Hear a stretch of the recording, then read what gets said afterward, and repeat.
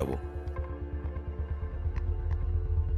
পরদিন অবশেষে তার বাবা ছেলে জেদের কাছে হার মেনে এই বিয়েতে রাজি হয়।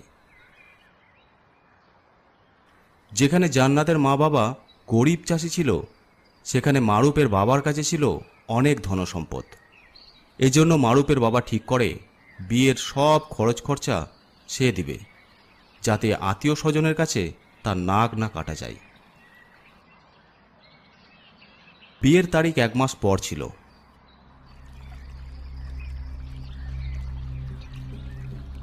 আজ আমি অনেক খুশি, অবশেষে আমাদের বিয়েটা হতে চলেছে।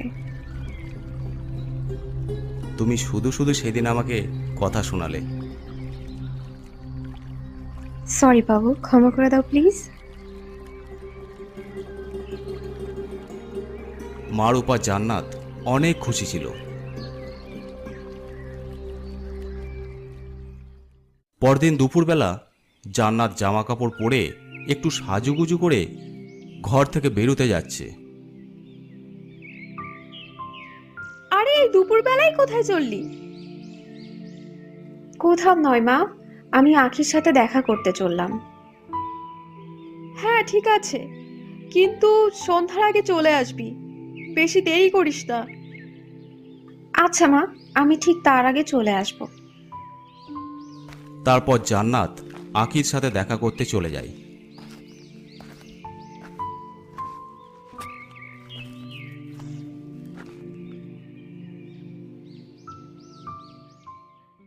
এবার তো তুই অনেক খুশি।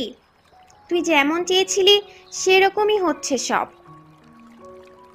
আমি তো অনেক খুশি, অবশেষে আমাদের স্বপ্ন পূরণ হবে।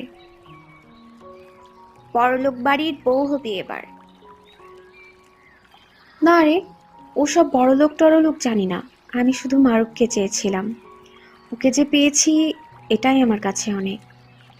আচ্ছা আখি, তোর সেই জায়গাটা মনে আছে যেখানে আমি, তুই আর মারুফ ছোটবেলায় একসাথে খেলা করতাম? হ্যাঁ, সব মনে আছে। এইভাবে কথা বলতে বলতে সন্ধ্যা হয়ে যায়। আর দাঁড়ালে হবে না রে, মা আমাকে তাড়াতাড়ি বাড়ি যেতে বলেছে।